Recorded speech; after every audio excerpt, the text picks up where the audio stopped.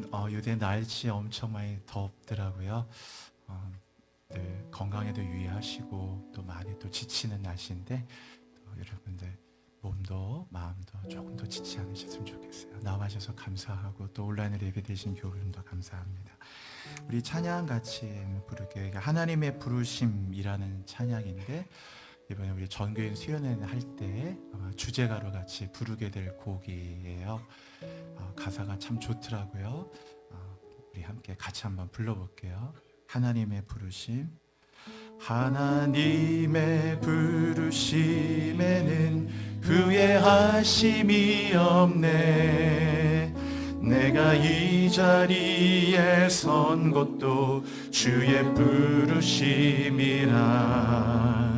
하나님의 부르심에는 결코 실수가 없네. 나를 부르신 하나님의 신실하심을 믿네. 작은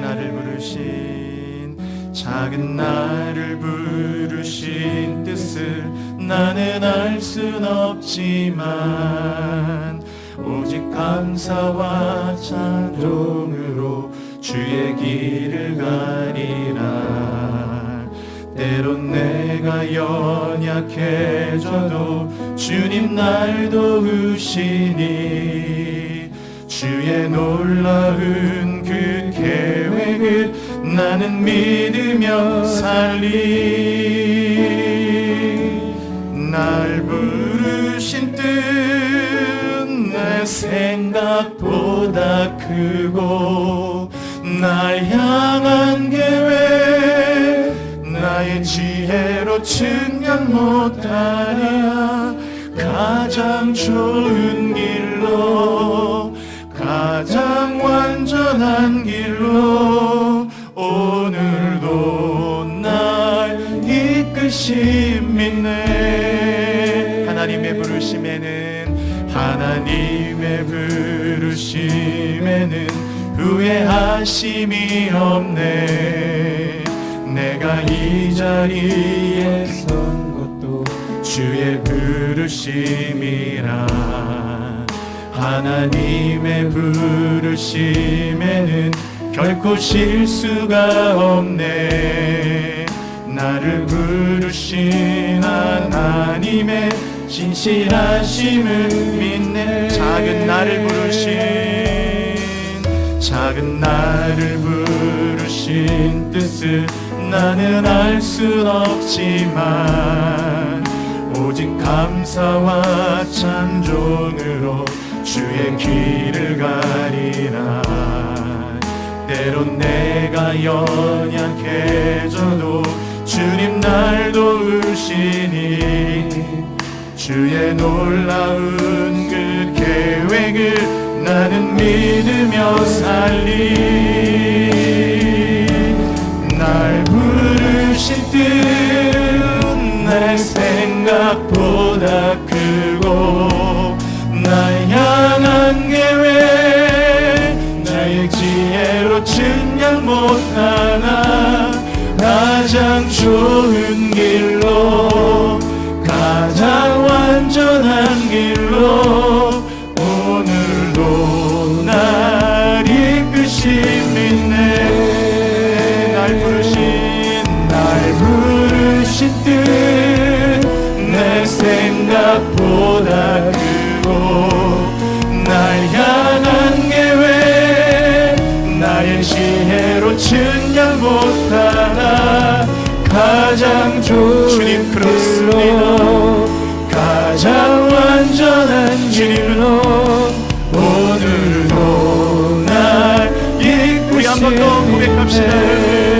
날 부르신 뜻 내 생각보다 크고 날 향한 계획 나의 지혜로 측량 못하나. 가장 좋은 길로 가장 완전한 길로 오늘도 날 이끄시 믿네. 날 부르신 뜻 내 생각보다 크고 날 향한 계획 나의 지혜로 측량 못하나 가장 좋은 길로 가장 완전한 길로 오늘도 날 이끄심이네. 때로 우리가 걸어가는 길이 어려워서 그러면 안 되는데도 하나님을 원망스럽게 생각할 때도 우리는 있습니다. 약하니까, 상한 갈대 같고 꺼져가는 심지같이 약해서 열심히 믿으려고 하는데 왜 우리의 삶에 이런 일이 일어날까? 우리가 그 하나님의 부르심에 후회하심이 없음을 기억하고 연약한 나를 여기까지 인도해 주신 그 하나님의 은총을 은혜로 기억하며 내 생각보다 크시고 나의 지혜로 측량할 수 없는 가장 좋은 길로, 가장 완전한 길로 오늘도 내 삶을 이끄시는 주님을 믿고 나가는 저희들 되게 하여 주시옵소서. 오늘도 사랑하는 성도들, 한 주간 얼마나 힘들었습니까? 얼마나 날씨도 무덥고 5분 10분만 밖에서 걸어도 금방 몸이 지칠 만큼 날씨도 많이 무덥고 일도 많고 감당할 일도 많은 우리 성도들 다 어렵게 이렇게 또 교회에 주의를 기억하고 나왔습니다. 미처 나오지 못한 분들, 온라인으로 예배드리는 분들도 있습니다. 어느 곳에 있든지 성도들 한 분 한 분 다 주의 사랑의 품 안에 품어주시고 오늘 다시 한번 일어나도록 엠마오로 가는 제자 같은 우리의 영혼들 버리지 않고 부활하신 주님이 제일 먼저 그들에게 글로보와 그 제자에게 달려가셔서 엠마오에서 그들을 다시 한번 예루살렘으로 그 길을 바꾸신 것처럼 오늘도 우리의 인생길이 바뀌는 예배가 되게 하여 주옵소서. 다 위로하시고 도우시고 하나님 슬픈 마음도 위로해 주시고 오늘도 귀한 찬양 올려드리는 귀한 우리 찬양대, 그의 찬양이 저 보좌에 계신 아름다운 왕을 향한 찬양, 독일사에서 먼 것처럼 우리의 모든 저주와 죄가를 옮기신 그 하나님의 측량할 수 없는 그 하나님의 사랑을 찬양했으니 천국 천사들과 함께 하늘의 기쁨이 되고 하늘의 하나님 축복이 되는 찬양이 되게 하여 주옵소서. 오늘도 말씀 들을 때 듣는 귀 열어주시고 우리 모두에게 하나님의 은혜가 있는 시간 되길 원하며 예수 그리스도의 이름으로 감사하며 기도드립니다. 아멘.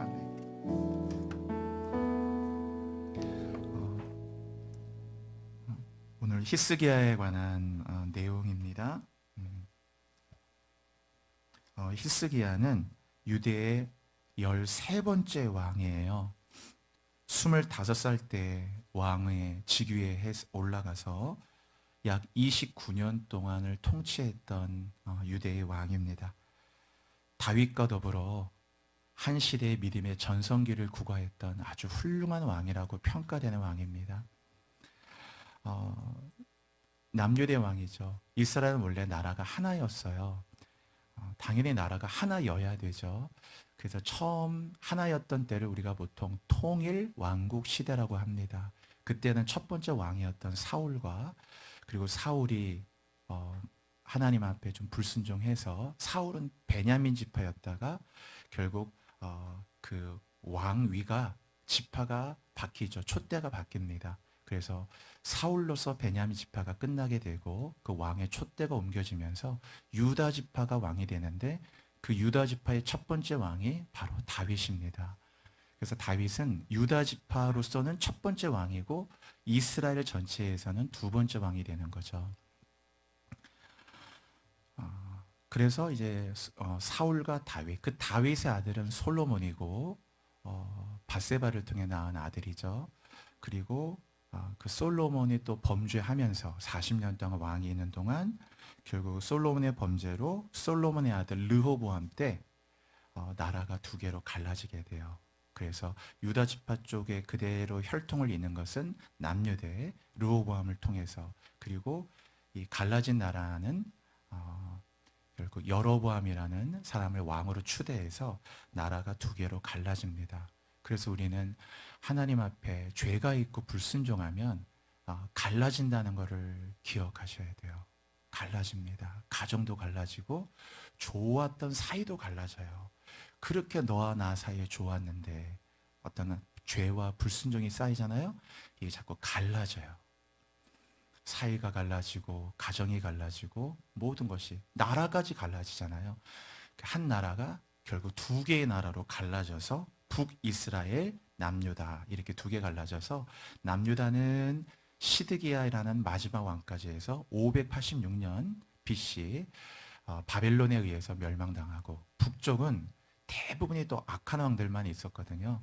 그래서 호세아, 선지자 호세아도 있지만 왕 호세아도 있어요. 그 호세아가 북이스라엘의 마지막 왕이 돼서 BC 722년에 아수르에게 나라가 멸망을 당합니다. 그리고 나라가 멸망당하니까 그 이후에 포로로 끌려갔던 포로 그 이후의 이야기들, 그것은 다니엘, 에스겔, 또 많은 이 선지자들의 이야기는 또 이제 포로기 선지자들의 이야기, 그렇게 되는 거죠. 그것이 이제 말라기로 끝나고 한 400년이 지나서 바로 베들레헴에 아기 예수가 탄생하면서 신학이 열리는 겁니다.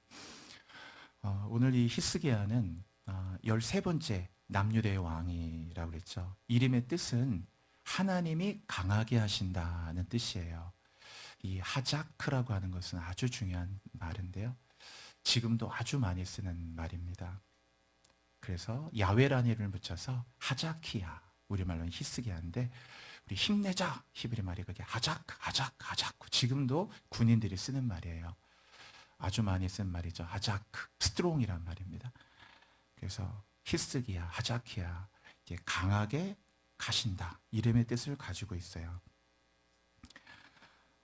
그런데 히스기야가 진짜 여러 가지 잘 했는데 오늘 이 본문에 보니까 어느 날 병이 들었나 봐요. 한번 1절 한번 읽어볼게요, 여러분. 1절. 자, 같이 한번 읽어보죠. 시작.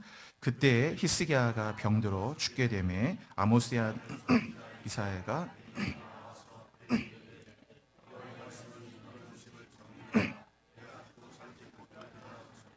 네, 보이면은 그때 히스기야가 병들어서 죽게 되매, 그러니까 죽을 병에 걸린 거죠. 얼마나 큰 병인지, 그냥 죽음을 피할 수 없는 병에 걸렸어요. 병명은 모르겠어요. 여기 안 나오니까. 그러나 이미 죽음이 임박한 병을 맞았고, 그러니까 얼마나 좀 위중한 상태라는 걸 알 수 있겠죠. 그때 이제 아모스의 아들 선지자 이사야가 그때 이사야는 이제 히스기야 시대 때 활동했던 선지자거든요. 이제 이사야는 우시야, 요담, 아하스, 히스기야 요 네 명의 왕 때 활동했던 선지자입니다. 주로 궁중에서 활동했던 로얄 프라핏이에요. 아주 뭐 하층민들에게 전했던 사람이라기보다는 아주 그의 가문도 그랬고, 그래서 이사야가 이제 우시 왕이 죽던 해에 이제 일어나서 우시야, 요담, 아하스, 히스기야 네 명의 왕 때 말씀의 선자 역할을 했는데, 이사야가 왔잖아요. 하나님 이사야 보냈어요. 그랬더니 이사야가 1절에 뭐라고 했냐면 여호와의 말씀이 하면서 참 거기 중요한 말이 나오죠. 너는 집을 정리하라. 내가 죽고 살지 못하리라. 그래서 죽는다는 것은 집을 정리하는 거예요, 여러분. 집을 정리하는 건 청소한다는 뜻이 아니고 집을 바르게 세운다는 뜻이에요. 이제 죽으니까 너의 집을 정리하라. 여러분 그 구절을 잘 1절에 가져가세요. 죽기 전에 집을 잘 정리하세요. 내 자녀들, 내가 죽기 전에 내 남편, 만약에 아내가 먹는다면 아내가 죽기 전에 그 남아있는 남편 혹은 아내, 가족들, 그 집을 정리한다는 게 뭐 청소하는 거 아니고 그렇게 가정을 하나님께 바로 세우라, 이런 말입니다. 그리고 죽어야죠, 여러분. 그래서 하나님의 말씀이 하나님 말씀한 거예요. 그냥 너 죽을 거다 이렇게 얘기한 게 아니고 너는 집을 정리하라. 이 얼마나 귀한 구절이에요. 집을 정리하라. 그래서 여러분 그 인생에 한 60 정도 넘으면 서서히 집을 정리해야 돼. 내 아들, 내 딸들, 우리의 가정을 잘 정리하고, 그래서 영적으로 잘 세우고, 이제는 내가 없어도 되겠다.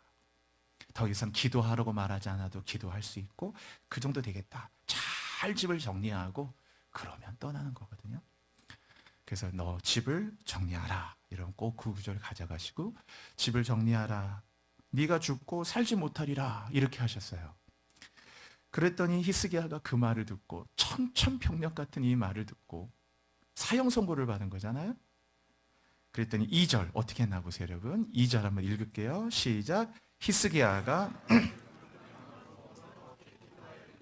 그랬더니 히스기야가 얼굴을 벽으로 향하고, 이 벽을 본다는 것을 면벽 기도라고 하는 거죠. 이제 벽을 딱 바라본다는 말은 일종의 배수진을 치는 거고 영적 결의를 말하는 거예요. 너 많이 아플 거다가 아니에요. 집을 정리하라.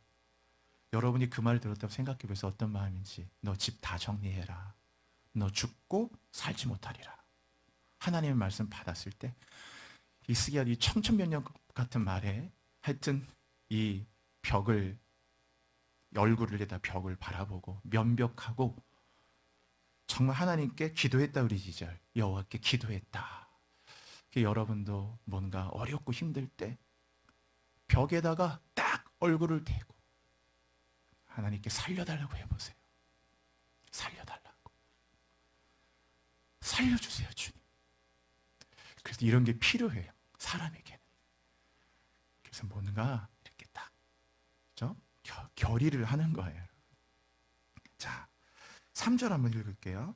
3절, 이게 히스기야가 기도하는 건데요. 3절 같이 읽어볼게요. 시작. 여호와여 구하오니 내가 진실과 전심으로 주 앞에 행하며 주께서 보시기에 선하게 행한 것을 기억하옵소서 하고, 히스기야가 심히 통곡한, 이제 막 기도한 내용이고, 앞에는 맨 끝에 히스기야가 어떻게 했다고 기록합니까? 심히 통곡하더라. 얼마나 많이 울었는지 그냥 운 게 아니고요. 통곡이란 자체가 엄청나게 크게 우는 건데 심히 통곡했다. 이 통곡했다는 게 거의 성경에 많이 나오진 않는데, 신약에는 이제 베드로가 예수님을 부인했잖아요. 그 가야바 안나스의 집이라는 게 얼마 안 되니까 이제 집이, 그러니까 여기서 예수님 저기서 막 체포 당한 상태에 있고 베드로는 따라왔고, 그러다가 너도 너 그 갈릴리 폐 아니냐, 너 저 사람 알지 않느냐 이렇게 할 때, 3번 부인할 때, 그 성경에 잘 보시면은 베드로가 이제 마지막에 3번 부인할 때 있잖아요. 부인할 때 예수님하고 베드로가 눈이 마주쳐요, 여러분. 저는 그 구절이 그렇게 가슴에 다가오더라고요.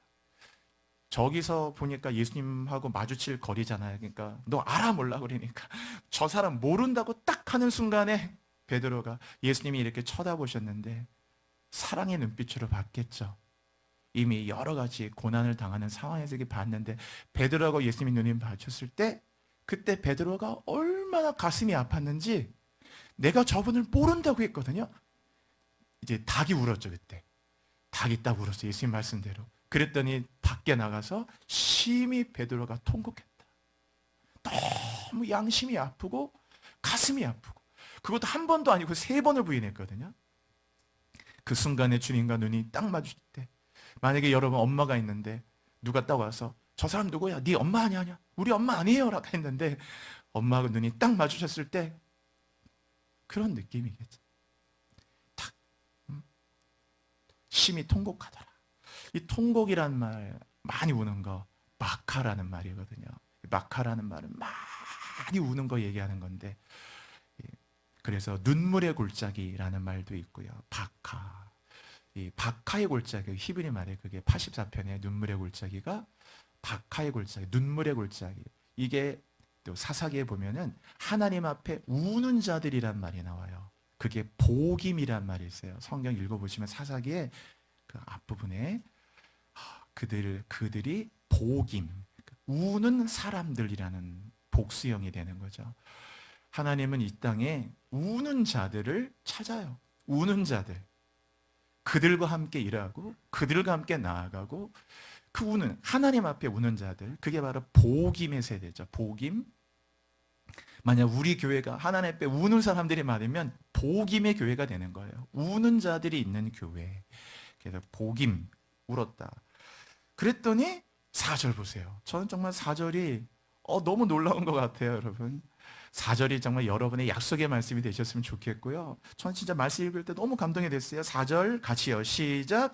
이사야가 성읍 가운데까지도 이르기 전에 네, 심히 통곡하고 낯을 벽으로 향해 울고 기도했잖아요.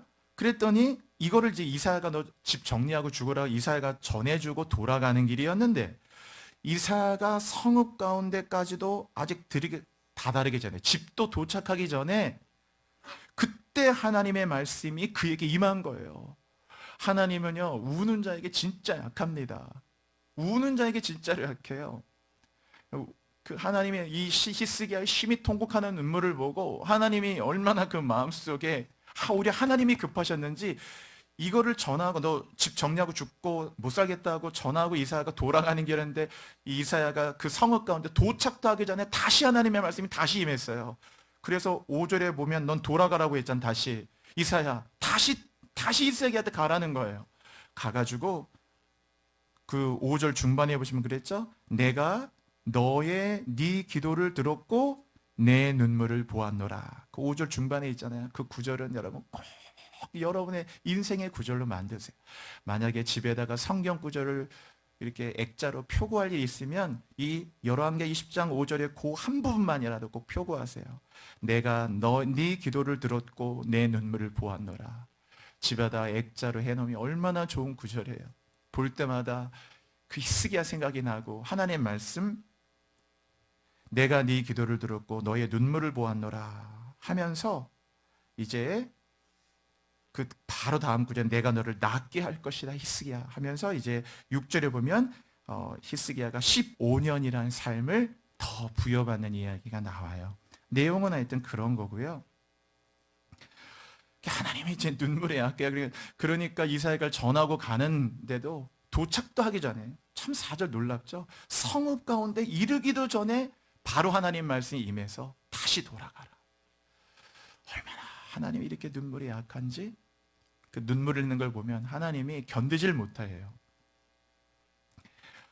저는 이 본문이 진짜 좋더라고요. 이 본문이 전에는 그냥 어디에 꽂혀 있었냐면은 병이 낫는다. 처음에 막 이렇게 이렇게 전도사 시절에 한참 이렇게 지금보다는 조금 더 젊을 때 이렇게 이 본문을 볼 때 그냥 병이 낫는다. 그래 무화과 그 7절에도 무화과 반죽 가져다가 이제 그 종초에다 붙이니까 낫고 해서 자꾸 치유 쪽에 많이 이렇게 생각을 많이 했었는데 성경 읽으면 자꾸 관점도 많이 변하는데 조금씩 시간 지나서 읽으니까 그런 것에 방점이 찍히기보다는 히스기야가 울었다는 게 참 마음에 다가오고 이 본문이 왜 좋냐면 히스기야가 왕이잖아요. 그리고 훌륭한 하나님을 경외하는 왕이었거든요. 그런데 히스기야가 왜 울었느냐? 하나님 나라를 위해서 혹은 이스라엘의 부흥을 위해서 하나님의 의를 위해서 이런 대단하고 거창하고 영적인 것을 위해서 이렇게 심히 통곡한 게 아니에요. 히스기야가 왜 이렇게 심히 통곡할 만큼 울었느냐? 너무 아파서 울었다. 병명은 안 나오지만 여러분 죽을 정도의 병이라면 얼마나 통증이 심했겠냐고요. 지금처럼 진통제도 없고 어떤 제대로는 이런 외과 내과 수술도 받을 수 없는 상황에서 죽을 정도의 병일 정도면 얼마나 몸이 붓고 얼마나 안에서 고통이 오고 진통제 없이는 정말 견디기 힘들 만큼 밤에 잠도 이룰 수 없을 만큼 엄청나게 통증과 고통이 심했을 텐데 히스기야가 무슨 하나님의 의를 위해서 나라 위해서 이스라엘 부흥시켜달라고 그렇게 운 게 아니고 이런 믿음의 히스기야도 아파서 울었다기 아파가지고 살려달라고 너무 아프니까 하나님 살려달라고 얼마나 아팠는지 낯을 얼굴을 벽에 향하고 하나님 나 살려달라고 진통제 없어 정말 이렇게 진통제도 없으니까 너무 통증이 심하고 머리도 깨질 것 같고 모든 뼈와 마디 너무 쑤셔서 잠을 못 이룰 것 같고 그리고 살고 싶고 이렇게 죽고 싶진 않으니까 살고 싶으니까 그래서 울었다. 살려달라고 울었어요. 그냥 살려달라고 운 거예요. 히스기야가 얼마나 하나님 사랑하는 왕인데도 자기에게 이런 청천벽력 같은 이야기를 듣고 본인에게 이런 상황이 됐을 때 히스기야도 우리와 다르게 대단한 것 때문에 운 게 아니라 그거예요, 여러분. 살려달라고, 죽기 싫어서 제발 회복해달라고, 아프니까 안 아프게 해달라고, 그래서 저렇게 심히 통곡하고 울었다. 그래서 이 본문이 어느 순간인가 너무 좋아지더라고. 이 본문이 그렇게. 우리가 어떻게 맨날 하나님의 나라를 위해서만 울어요, 여러분. 그 정도의 믿음의 분량으로 자라가는 건 또 오랜 시간이 필요할 텐데, 우리 대부분 사는 동안 우는 게 왜 웁니까, 여러분? 마음이 힘들어서 울지 하나님 나라 위해서 웁니까? 너무 마음이 힘드니까. 살다 보면 그래서 울 일이 진짜 많잖아요. 웃고 살고 싶어도 울 일이 많은 거를 어떻게 하겠어요? 이렇게 아프니까 울고, 어떤 사람은 너무 배고프니까 울고, 대부분 외로우면 많이 운단 말이에요. 나이가 들어가다 보면 외로움도 커지잖아요, 여러분. 젊은 사람도 외롭지만 여러분 나이가 들어가신 분들 외로워요. 항상 말동무도 없고 함께 차 마실 사람도 없고 어디 전화할 사람도 없고, 젊을 땐 그래도 누구라도 연락하고 카톡도 하고 뭐하도 뭐 많잖아요. 어디 누구 하나, 어떤 분은 단체 카톡을 귀찮아 나가는 분도 있지만, 나이 들어보세요. 단체 카톡에 초대해 주는 사람도 없어요. 나가기 할 단체 카톡방도 없단 말이에요. 얼마나 점점 외로워지니까. 실망이 크면 울죠. 너무 실망이 되니까. 이게 왜 이렇게 안 될까? 실망이 되면 울죠. 또 좌절을 겪다 보면 울고, 열심히 했는데, 열심히 훈련했는데, 열심히 연습했는데, 이렇게 안 될까? 자기 안에 좌절. 뭐 대단한 것 때문에 우는 게 아니에요. 뭐 그럴 때 오면 막 좌절이 탁 오는 순간에 인정 못 받고, 저 사람한테 인정받으려고 그렇게 노력을 했는데도 인정은커녕 그렇게 책망과 막 이렇게 비난의 말을 들을 때 너무 마음이 이게 복받치고 올라오잖아요.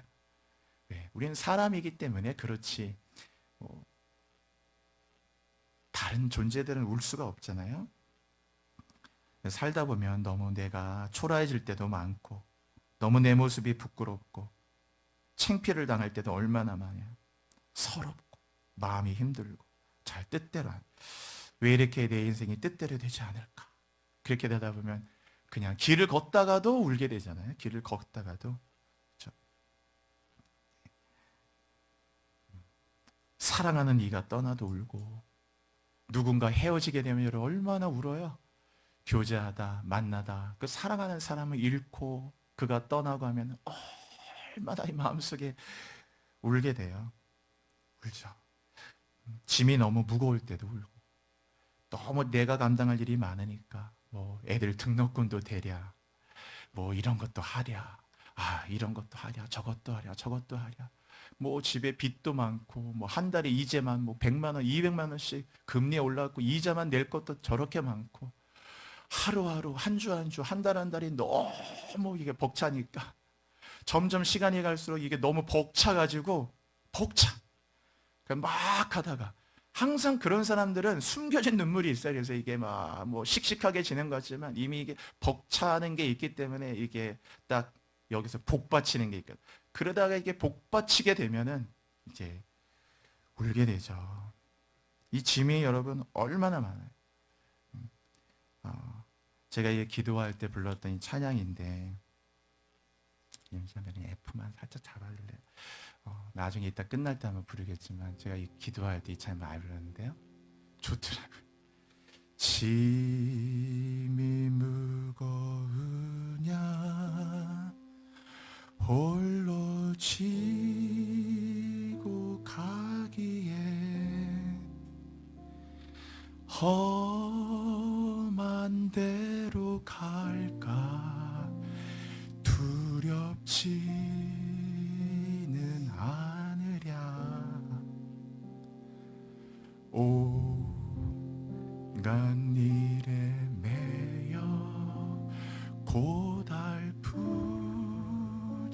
않느냐. 주가 도우시리라.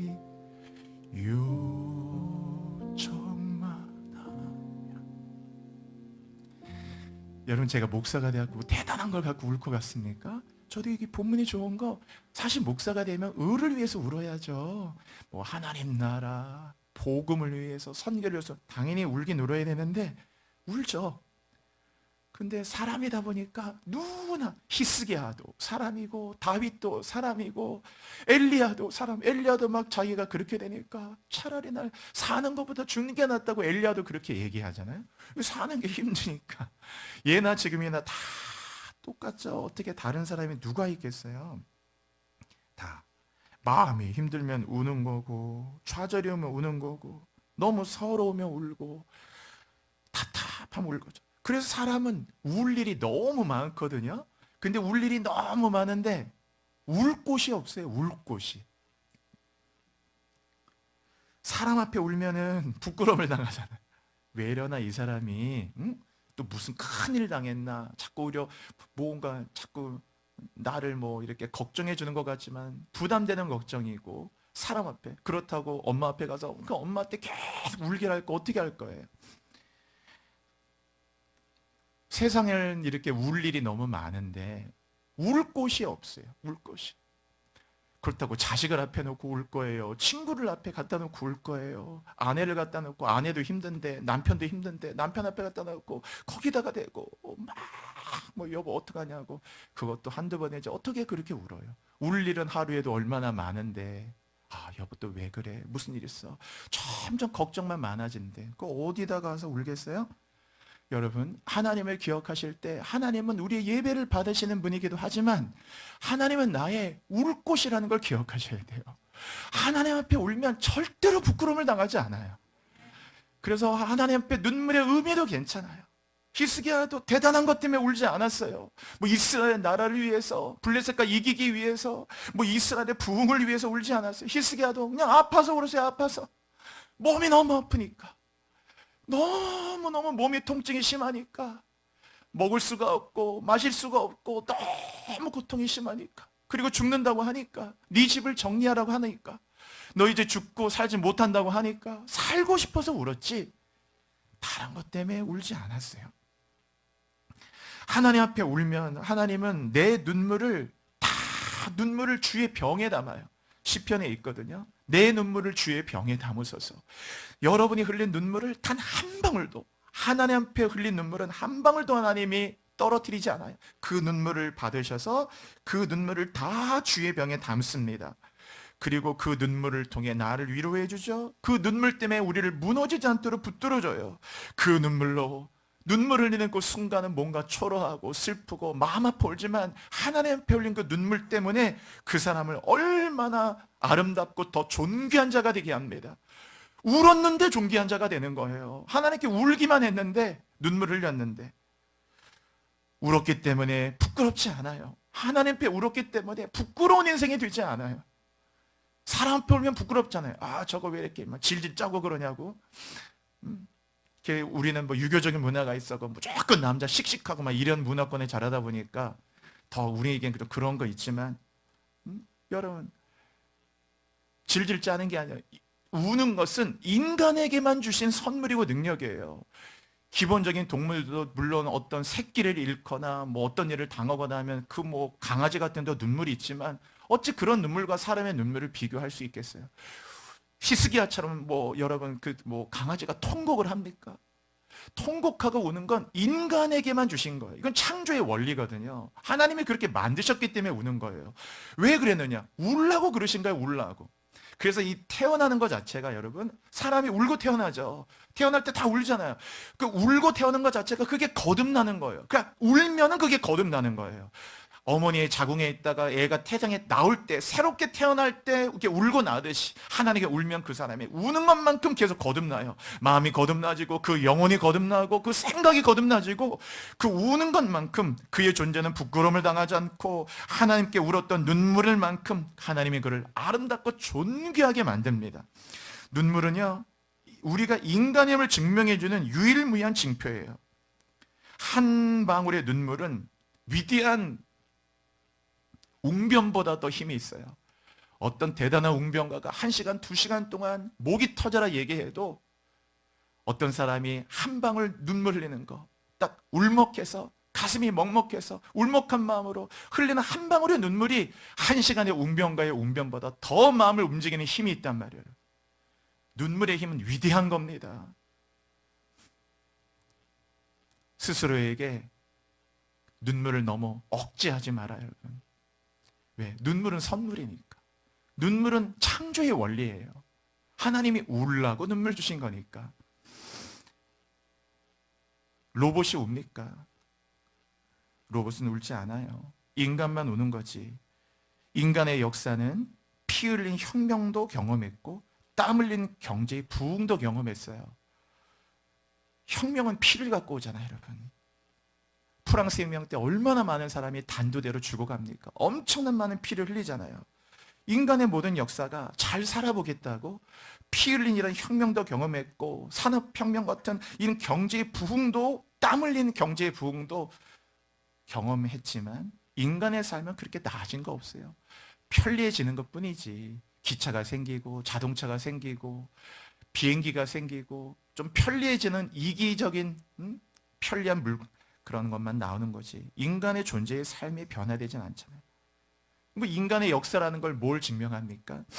피의 논리, 땀의 논리를 가지고는 인간의 궁극적인 문제가 해결 안 된단 말이에요. 피를 흘리는 혁명을 해도 안 돼요.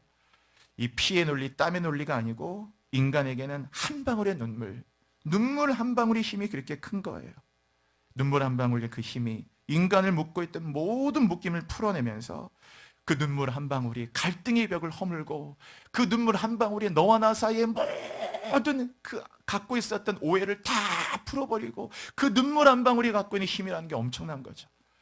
하나님 앞에 흘릴 수 있는 눈물 한 방울이 얼마나 귀한 거예요. 하나님이 구하시는 제사는 상한 심령이라고 그랬죠. 상한 심령이란 힘든 마음을 얘기하는 거예요. 힘든 마음. 늘 예배 때 여러분이 준비할 최고의 예배 준비는 힘든 마음, 상한 마음을 갖고 오면 돼요. 그 상한 마음이 가장 하나님이 찾으시는 제사예요. 왜? 왜 그걸 찾으실까? 눈물은 하나님과 인간이 만나는 접촉점이 돼요. 그 눈물을 통해 가지고 딱 그게 접촉점이 된다. 그 상한 마음은 나에게 눈물을 줘요. 하나님, 너무 마음이 너무 아파요. 할 때 흘리는 그 한 방울의 눈물이 그 멀어졌던 하나님과 나 사이를 확 가깝게 만들죠. 그저 하나님 앞에 종교적이고 모르겠다 그냥 늘 머릿속을 생각했던, 머리를 쥐어 짜내던 이성적인 하나님이 한 방울의 눈물을 통해서 하나님의 실존을 경험하게 만들고 하나님이 나를 감싸는 걸 경험하게 돼요. 하나님 진짜 나를 안아주시네. 하나님 진짜 나를 이렇게 위로해 주시네. 하나님이 진짜 계시네. 하나님과 나를 만나는 접촉점이 되게 하죠. 그래서 하나님이 구하시는 제사는 상한 심령이에요. 상한 마음, 다 깨어진 마음.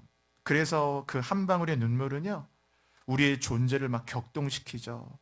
그 눈물이 우리의 영적인 중심을 잡아요. 그 눈물이 있기 때문에 우리가 좌로나 우로나 치우치지 않는 게, 그 눈물이 없다면 우리가 무너질 텐데, 마음이 힘들어서 뭔가 타락하고 병들고 무너질 텐데 하나님 앞에 울잖아요. 그럼 그 눈물 한 방울이 나의 영적 중심을 잡아줘요. 타락하지 않도록 만들어주고, 치우치지 않도록 만들어주고, 감정적이지 않도록 나를 도와주고, 나쁜 길로 가지 않도록 나를 붙잡아주시고, 흔들리는 나를 붙잡아주시고, 나를 저주를 털어내게 하시고, 나를 오히려 존귀하게 만드시고, 내 영혼을 온갖 불순물에서 다 깨끗하게 만들어서 정금같이 나의 영혼을, 불순물을 제거하시는 영혼의 선물과 같은 것이 눈물이에요. 하나님이 우리에게 준 선물이죠. 그 눈물, 하나님께 눈물 흘리잖아요. 우리의 존재가 가벼워지지 않아요. 여러분, 어떤 사람이 우는 걸 보십시오. 그 우는 걸 볼 때 사람 앞에 우는 건 모르겠지만 전 이렇게 목회하면서 하나님 앞에 어떤 분이 울 때 너무 위대해 보이더라고요. 위대해 보이더라고요. 얼마 전에도 제가 낮 시간에 여러분 교회 아무도 없다고 했잖아요. 낮에 뭐 오후 2시, 3시, 4시 뭐 거의 아무도 없어요. 평일 낮에는. 그날도 이렇게 한번 저도 그래서 낮에 이렇게 혼자 기도하는 걸 좋아하거든요. 이렇게 성도들 있을 땐 저도 혼자 기도 마음껏 못 하잖아요. 그래서 없는 시간에 이렇게 딱 들어오려고 딱 들어왔는데 밖에서 무슨 소리가 들려가지고 누가 기도하시나 이렇게 하고 너무 조심스러워가지고 살짝 문을 이렇게 열었는데 그때가 오후 평일 오후였는데 아유, 저는 그래서 기도 소리 를 때는 이제 그분 기도 방해될까 안 들어가거든요. 근데 얼마나 이렇게 애통하고 우는지 제가 딱 손잡이를 여는데 이게 손이 이렇게 떨리더라고요. 누군지도 몰라요, 저는. 그냥 얼마나 애통하게 이렇게 우는지. 그래서 이제 문고리를 탁 잡았다가 저 뒤에 그냥 사르르 가만히 나왔어요. 그리고 저도 막 중보기도가 되더라고요. 하나님, 저 눈물을 다 당신의 그 눈물병에 담아달라고.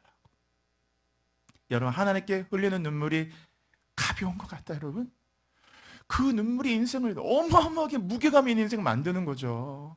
얼마나 무게감을 주겠어요. 바람에 나는 겨처럼 가벼운 게 아니라 저렇게 하나님께 우니까 어느 누구도 함부로 할 수 없는 정말 무게감 있는 인생이 되는 거죠. 여러분, 똑똑하고 이렇게 그런 것으로만 인정받는 세대 안에서 정말 하나님 앞에 여러분의 자녀를 키우는 분도 영적 눈물이 있다면 그게 얼마나 놀라운 거겠어요. 그 눈물이 얼마나 그의 삶을 복되게 하겠어요. 성경에 그래서 시온에서 슬퍼하는 자를 하나님이 위로하신다고 하셨고, 또 애통하는 자는 심히 복이 있다고까지 하셨어요. 팔복에. 여러분, 애통하는 게 어떻게 복이 됩니까? 그런데 애통하는 게 복이래요. 이 애통한다는 말은 뭐냐면은 항상 너의 마음에 슬픔을 갖고 있으라. 항상. 그런데 그것이 은혜라는 거예요. 너의 마음에 슬픔이 가득해도 너의 마음에. 그래서 이 애통하는 자가 복이 있다는 거 우리 한번 그 메시지 성경으로 한번 볼게요. 그 성경 구절 아마 제일 밑에쯤에 있을 텐데 한번 보여주세요. 맨 끝에 한번 같이 한번 읽어볼게요. 똑같은 구절인데 자, 유진 피터슨의 매제 성경인데 같이 읽을까요? 시작. 가장 소중한 것을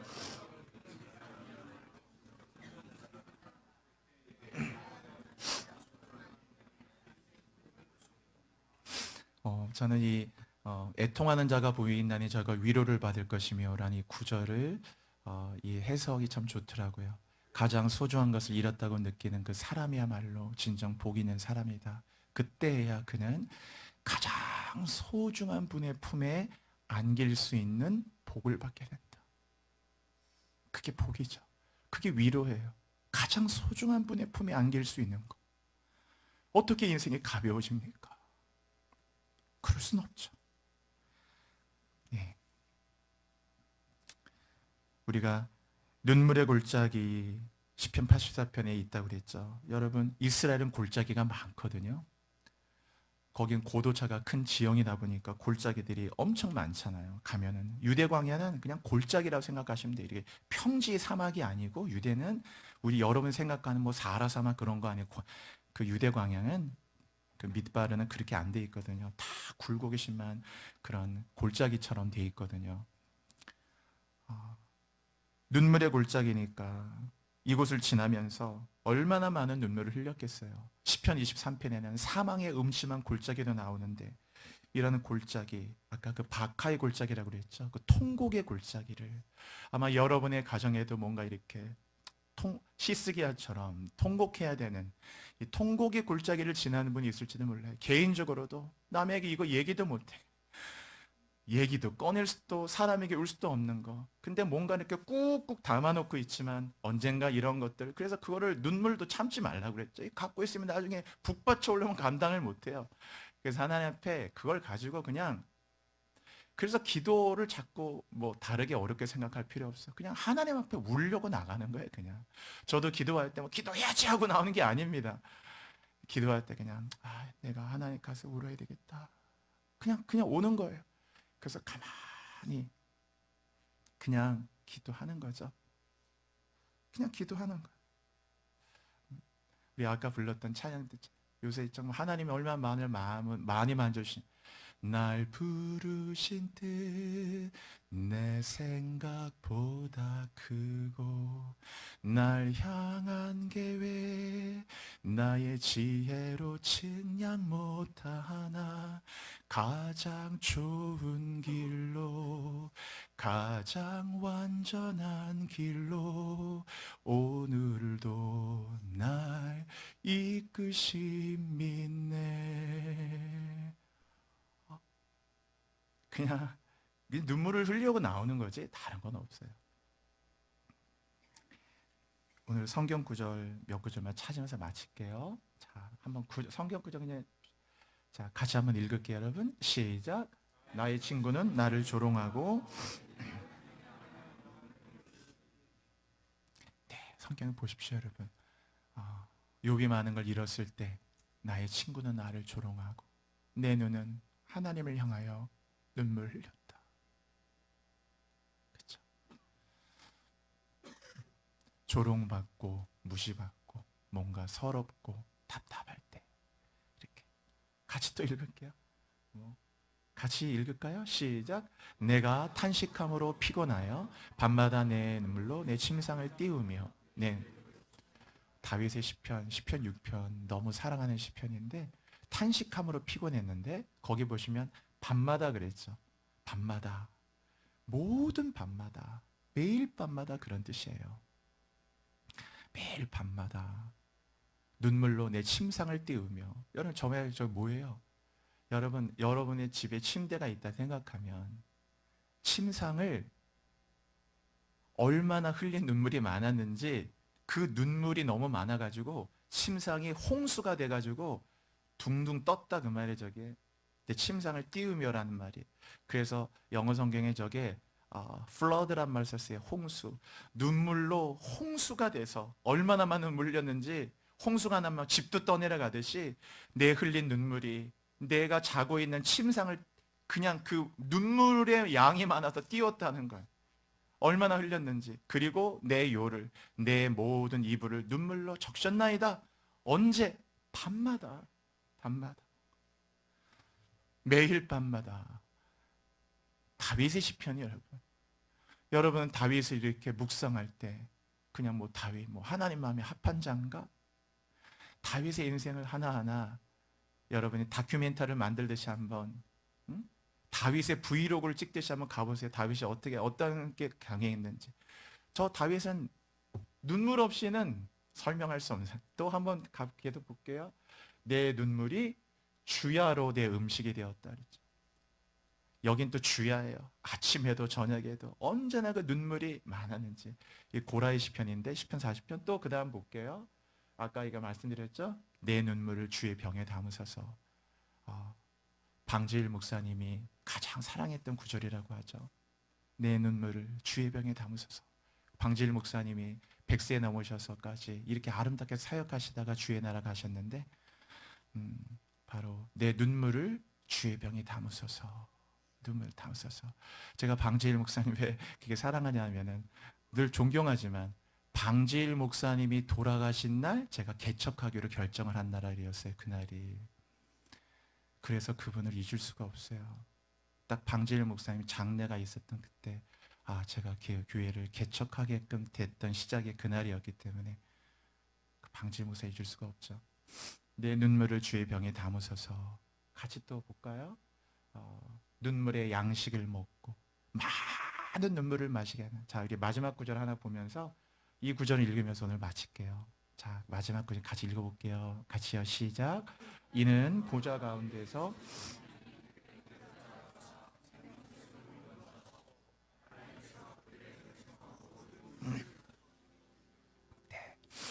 보좌 가운데에서 계신 어린 양이 그들의 목자가 되셔서 생명수 샘으로 인도하고 하나님께서 그들의 눈에서 모든 눈물을 씻어 주실 것입니다.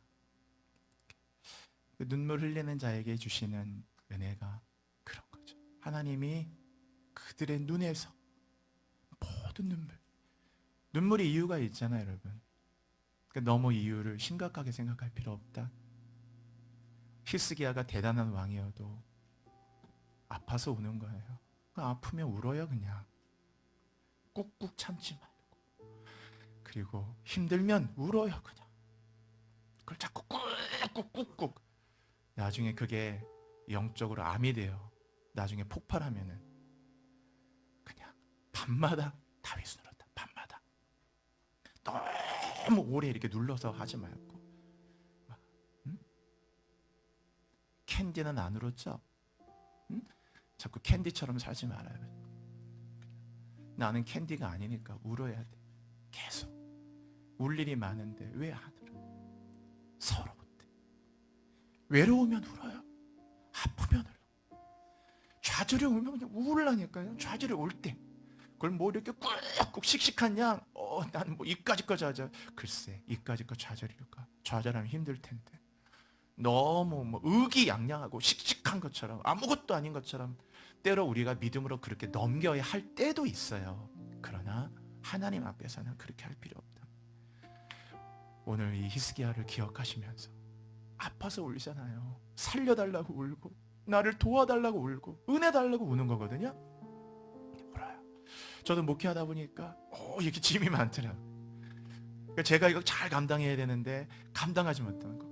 야, 이 사역도 그렇고 성도들도 그렇고 참 내가 더 신실하게 잘해야 되는데 잘 내가 늘 못하는구나. 여러 가지 성도들이 한 번 한 번에 늘 행복해하고 즐겁고 감사하게 할 텐데 성도들이 좀 더 어렵고 힘든 거 보면 목사로서 또 마음이 아프죠. 물론 그것이 제 목회를 뭐 내가 저 잘하고 못하고의 관계에 있는 것은 아닐지라도 항상 마음이 짐이 많잖아요. 가장들 짐 많지 않으세요? 회사 뭐하고 다 짐이 많으니까. 네, 그러면 우는 거예요. 하나님 앞에 이제 남은 여러분의 인생을 밤마다 내 침상을 띄우고 밤마다 내 요를 적셨던 그렇게 살았던 다윗도 기억하면서 울 일이 많은 세상에서 사람 앞에 울지 마시고 하나님 앞에 나와서 우세요. 오늘 이 찬양 한번 부르고 같이 할게요. 나중에 기도할 때는 오늘 한번 이렇게 손을 내밀고 나중에 기도할 때 여러분의 아픔의 이유들이 있는 분은 이렇게 손을 이렇게 내밀고 기도하면은 이상하게 하나님이 그 내민 그 손 위에다가 여러분의 눈물의 이유를 이렇게 올려놓으면요 이상하게 그걸 가져가십니다. 내 모든 눈물을 씻어주세요. 우리 함께 찬양 부르고 한번 기도 같이 할게요. 짐이 무거우냐 홀로 지고 가기엔 험한 데로 갈까 두렵지는 않느냐 온갖 일에 매여 고달프지 않느냐 주가 도우시리 요청만 하면 우리 기도를 언제 어디나 들으시며 큰 사랑으로 감싸주시고 동행하니 내가 실망할 때 기억해야 할 것은 예수께 가면 주 내게 오리라. 우리 한 번 더요. 짐이 무거우냐 짐이 무거우냐 홀로 지고 가기에 험한 데로 갈까 두렵지는 않으랴 온갖 일에 매여 고달프지 않느냐 주가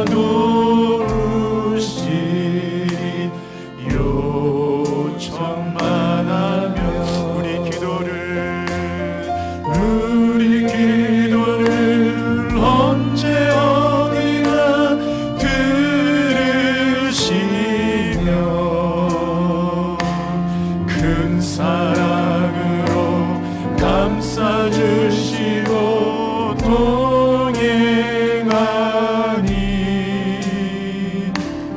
내가 실망할 때 기억해야 할 것을 주께로 가면 주 내게 오리라. 내가 실망할 때 내가 실망할 때 기억해야 할 것을 예수께 가면 주 내게 오리라.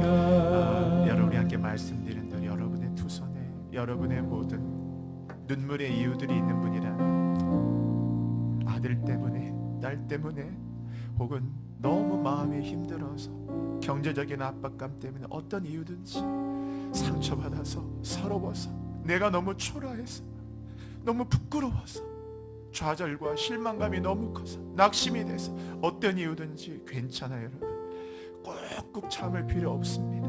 항상 이 땅을 사는 동안 밤마다 그렇게 울었던 다윗을 기억하면서 이 시간에 주여 부르짖고 예배 시간이니까 길게 기도하지 못해도 2, 3분 정도 주님 내 눈물의 이유를 주님께 올려드립니다. 하나님 오늘 히스기야를 만나주신 것처럼 오늘도 내게도 찾아와 주셔서 오늘도 하나님의 위로와 눈물 속에 하나님의 만지심이 있는 내 영혼이 되게 하여 주시옵소서. 주여 부르짖고 여러분 2, 3분 정도 뜨거운 마음을 가지고 함께 기도하시겠습니다.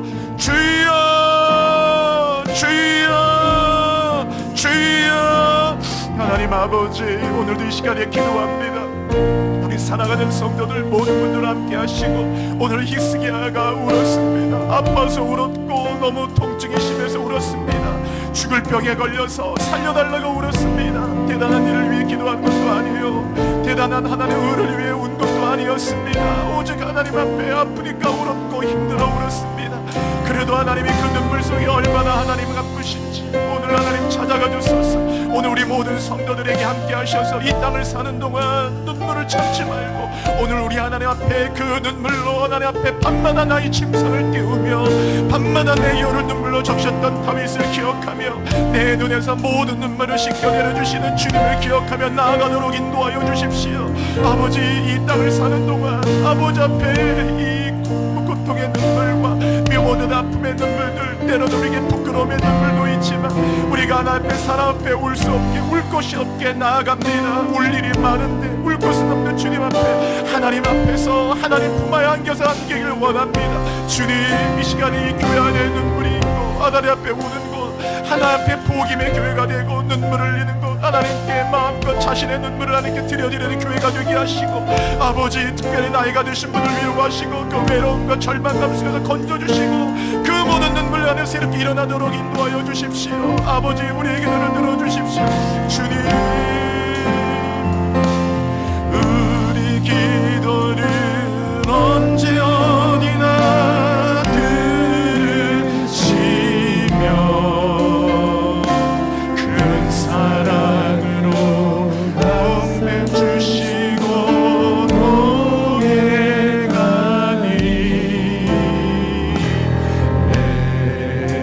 실망할 때 기억해야 할 것은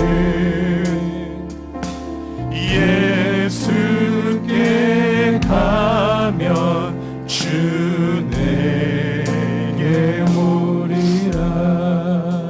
하나님 아버지 얼마나 울 일이 많은 세상입니다. 히스기야도 아파서 울었고 너무 마음이 힘들어서 울었고 내 집을 정리하라 네가 죽고 살지 못할 것이라 이 청천벽력 같은 말을 들을 때 히스기야도 너무 마음이 아파 그냥 울었습니다. 심히 통곡했다고 했습니다. 그 히스기야의 눈물 앞에 하나님이 얼마나 빨리 움직이시는지 이사야가 성읍에 도착하기 전에 다시 이사야에게 이사야 히스기야에게 다시 돌아가라 그에게 그 병이 나을 것이라고 얘기해 주어라.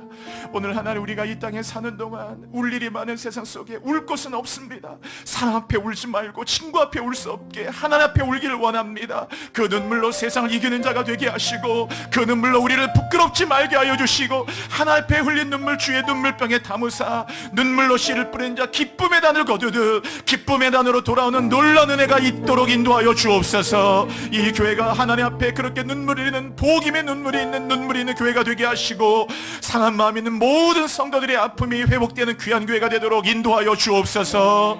예수 그리스도의 이름으로 감사하며 기도드립니다. 아멘.